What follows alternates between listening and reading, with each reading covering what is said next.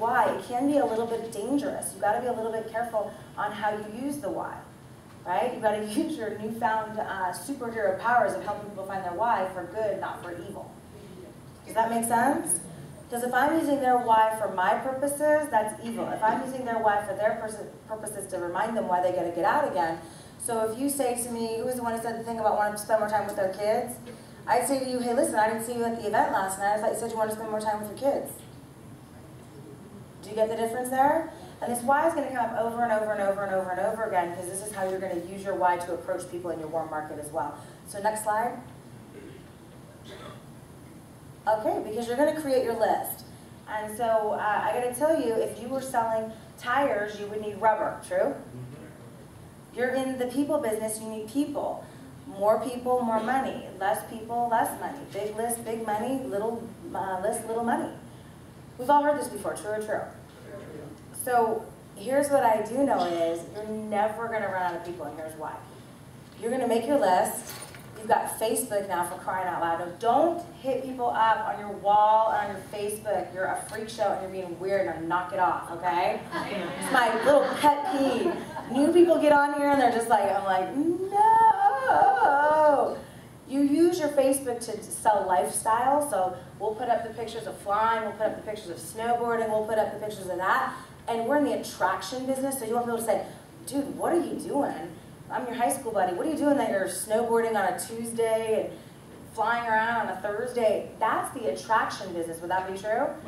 You know, take pictures of people that make $1 million a year and in the caption go, I love hanging out with people that make $1 million a year. Do you get the difference between anybody want to earn some extra money from home on Facebook? Knock it off, you weirdos. Okay, if you guys are doing that, I don't know. No one told me to tell you that. It just was on my heart really quick. But Facebook is great to find people. So I'm always rewriting my list. So I found a guy that used to work for me. He hit me up on Facebook and said, hey, you know, I want to be friends. And I was like, oh yeah, he worked for me 13 years ago. And he was the gentleman I was talking to on the phone today. I just recruited him like a week and a half ago, right? So I let him be on Facebook, we communicated a little bit, and I said, hey, you know what, we used to work together, and I loved working with you, you were awesome. I mean, we're looking for some people, are you open? It was after a few communications, do you get the difference there? And he's like, yeah, what do you got? And I sent him the show, right? He watched the show, he was very interested, he came out to a big event, we got him started. It's really, really simple, okay? So your list, you're always going to be making your list, it's always going to be updating, and let your sponsor help you figure out what to show them. But here's, everyone knows how to approach people, is that true? So Gretchen last night reminded me of how we really need to approach our warm market. She's like, how would you approach your warm market? She goes, I know the Dave Savula thing, which is, who can tell me what it is? Let's let Richard answer, go ahead. I got something I want to show you. You may or may not be interested. Good stuff, give him a big hand. And she was saying, I know that, but there's got to be some nuances in your warm market. You can use your why in your warm market. What's your name again, sir, in the back with the kids that want more time with you? Jake. So Jake could say, hey, you know, listen, does his warm market know him? Yeah. So he can just simply call somebody he knows and say, hey, listen, you know how my dad was never there when I was growing up? I don't want to be that kind of absentee father for my kid. I think I found a way that over the next handful of years, I could be a real stay-at-home dad. I'm going to cry when I say that. I have something important I want to show you, may or may not be for you. It's only going to take about 15 minutes. Would you just check it out for me? It means a lot to me. Are they going to watch that? Yeah. Is that real? This is when people say, you know, what's in sales, you have to learn fancy sales pitch. Here, I just want you to be you. There is no fancy sales pitch. So let's say it's, hey, who else had a good why for me that I want to share that why again with me? I forgot everybody's whys. Did you share one, Richard, since I'm picking on you? I didn't. You want to share one? Sure. Yeah.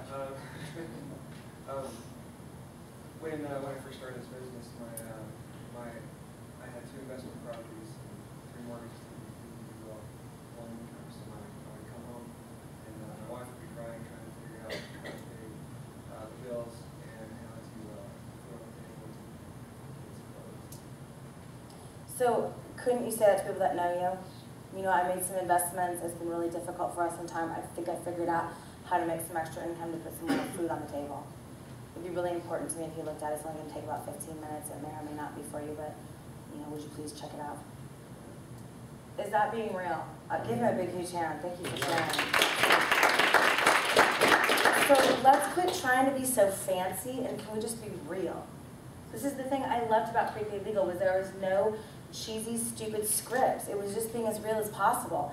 So my favorite thing is really just to show them something. And I love the Build Lasting Success webinar. That's my favorite thing I'm showing everybody right now. It's about all we're showing people.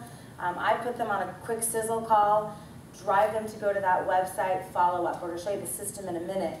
But this is going to have to help you. So if you look at the bottom there, it has all the different types of third-party tools.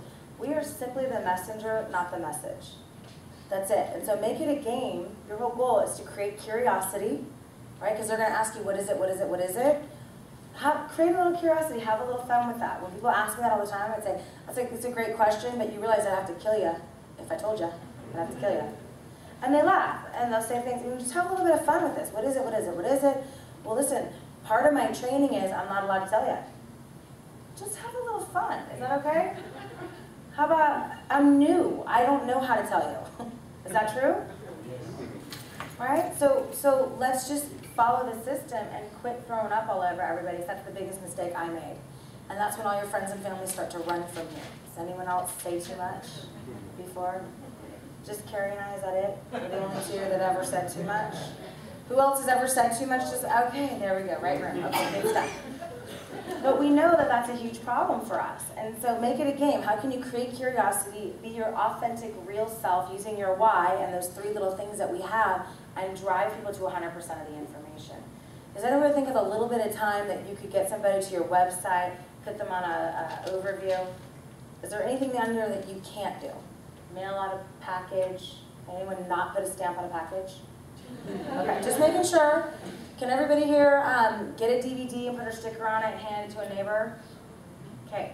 So the only reason that you're not doing that is because your why isn't big enough. Right?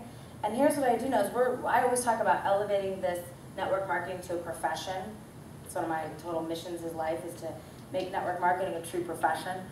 And what the problem is rookies are afraid to burn through their list fast because they think their business is their list. Do you get that? They think once I'm done with this list, I'm going to be out. So I better go through it really slow because I only have 120 on there. And the minute I'm done with them, I'm done with them. But you see how now you can never run out of people. You've always got people coming up to you on your Facebook. You're meeting 2 new friends every day. If you're following the 10 core, which we're going to talk a little bit later, you're always adding to this list constantly, so you can never run out. That's what a pro does. Do you get that? That's the difference between a rookie and a pro. A pro will make sure they've always got people to talk to. So people asked me how my follow-up was the other night, and I was like, terrible. And they said, why? I said, because I have so many people I need to be following up with. The moment you know you're doing the business and you're in the zone, when you can't even remember who you're supposed to follow up with, you're messing up everything. You're like, I don't know where that person's phone number is. I don't even know who this number is. You got stuff falling out of your pockets everywhere, right? You're totally disorganized. You're like, that's when you know you're in the zone because you're talking to so many people. It's also called old age. It's also called old age. Well, use Build Lasting Success and that'll help you stay organized because it'll email you if you want to pay for the pay site. You can set up little reminders so it'll email you, and I use that because I feel like I'm old too. I gotta send stuff to myself. But let's just stay organized here, and you want to have at least 10 in play all the time. Because here's what I do know: I call people all the time and say, "Hey, how's your business going?" "Oh, not where I want it to be." I'm like, "Who are you talking to?" And they're saying the same names that they said 2 weeks ago. So I know about Uncle Bob. Let's leave Uncle Bob alone. That was 2 weeks ago. Who else have you been talking to? Like so this is where it's helpful to go with people and do it with them. So great, why don't you come over tomorrow at 2? Let's make some phone calls together. Go with them, help them make their phone calls. If they're long distance, we do the same thing. Send me over your list, let's make phone calls together. The kid that I recruited from, I used to work with 13 years ago, you saw me call his list. I called his list live in front of everyone. Live. So if they're afraid to call him, you call him. So if I was gonna call your list, I'd be like, what's your name again? Joe. I'd be like, hey, I work with Joe. Joe's sitting right here. Say hi, Joe. Okay, fantastic. We're working on a project together. He said you're super sharp. We need your opinion right now. Do you have a pen handy? Fantastic. It's about 15 minutes. Jot this website down. It says Build Lasting Success website. Great. Can you check that out right now? He's like, great. I'm like, awesome. We'll give you a call back here in about 15, 20 minutes, okay? Great. Thanks. Bye. That might have been Joe's scary chicken list, but I don't know who that person is. Why? I'm not scared of that person. Do you get the difference? Yes. So if someone's not calling their people on going through it, go with them because they're afraid. Here's what I do know. I don't want anyone calling my list. Has anybody been there before? So there's two kinds of people. The people who don't want you to call their list, and the people who want you to call their list. And you just need to be sensitive of both. Is that clear? Because some people, he was like, call them all. He's like, there's a few more. Because he was scared. Now me, I wasn't scared. I did everything wrong, but I wasn't scared. I wasn't scared to screw it up. So I called everybody and I screwed it all up. So anyway, let's go to the next slide here real quick. But help them develop that and have them get a couple of wins. Call with the people right there with them, in front of them, so it gets the ball rolling. In fact, the 3 people that we did live on that phone call, all of them are coming to his private business reception this Sunday. We just got it scheduled, and they're all really excited. So do you see how he already got some wins in? So again, we all have seen this before. We talked about it. You just want to use third party and then put them on your support team. And if you're right there with the people, it makes it so much easier. We're going to talk to you a little bit about 3-way phone calls. There's a whole session on that. But the system is really simple. And I can remember when I first got started, I would not do 3-way conference calls. Does anyone else resistant to that? Okay, so I've been begging and pleading with some of the people on the team here to do some 3-way phone calls. And I understand that's the hardest thing for people to do. It was the hardest thing for me. But here's where it switched in my head. So after they sought information, you follow up with them, put them on the phone with someone else. Here's where it switched for me, as I went from 3-way phone calls, which are things that kids did, you know what I mean, like the high school kids 3-way call each other, you know what I'm talking about, to, hey, I want to conference you into one of my business partners. It made a switch for me. I was no longer like, hey, I want to 3-way you. I mean, they're like, 3-way, what the heck is that, right? So whatever it's going to take for you to turn that in your mind, because if you show somebody information, there's only 3 ways it can go. Do you know that? That's it. So this should take all the scary out of it. They can say yes, no, or have a question. That's it. If it's yes, sign them up and do a 3-way welcome call. If it's no, ask for referrals and ask to keep them informed. If it's, I've got a question, if you're new, who's new again? Anybody new? Nobody's new? New? Okay. You can say, I don't know, I'm new. Let me put you on the phone with someone who can. Is that pretty simple? And so, again, the salespeople are the toughest, because salespeople try to sell this thing. Yeah, Doris. So don't sell it. There's nothing here to sell. They either see it or they don't. They either get it or they won't. And I love this because they talk about, you know, just to edify your support team when you're doing your 3-way phone call. That was a hard thing for me too, because I didn't know people's backgrounds very well. Can't you just say something nice about somebody? If I'm going to edify Scott, I don't even know Scott, but he's here, he seems really nice in the front row. I'd be, hey, he knows more than I do, he's a great guy. Is that good enough? You're going to get fancier with your edification, like how Lisa Melville came up and introduced me. That was all fancy, right? But can't you just say something nice about somebody and introduce them? Because I remember that used to make me panic when I had to introduce somebody on a 3-way phone call on these conference calls, because I didn't know what to say. So it's so rare that somebody says anything nice about anybody anyway. You'll catch them off guard and they'll pay attention to that person more. That's the whole reason why we say something nice, is because I can say things that you can't say. I'll give you an example. So Diane did a private business reception. She edified me. I went up in the front of the room and I can say things she can't say to her warm market. I said, hey, listen, we're trying to get Diane and her son to executive director this month. So if there's any way at all that you're thinking about doing the membership, today would be the day. Can she say that to her people? No. But I can. I'm like, hey, I think we got a lot more memberships because I said that. Right? I was like, hey, this would be really great if you guys could do it at the end of the month. We're really doing a push here, so if there's any way at all you're hemming and hawing, thinking about doing it, let's do it today. It would really help her out. And they were like, oh, okay. You know what I mean? So this is why if you edify someone, we can ask for the close. We can ask for the business. We can ask for a favor on your behalf. Do you get this? So I can say, hey, you know, Darren, I know you guys have gone to school buddies, whatever, but you don't know who he is in this business. He's fantastic. He's doing everything right. He's going for a promotion right now. He just needs one more membership. So if you like this at all, which I know you do, if you could just go to his website and sign up today, that'd be great. How cool is that? Do you get how the 3-way will work for you long term? Okay, so click on here real quick.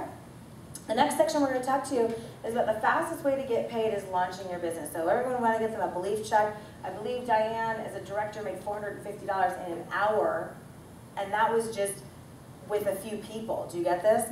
So there's a bunch of more people that are supposed to come to the luncheon tomorrow that are also going to get registered. So $450 in an hour is a pretty good bit to get paid. Would you agree? And so when you show this and you give some people some wins really quick by helping them launch their business with a private business reception or a private conference call, do you guys have the how to do a private business reception over there in your tools at all? Yeah?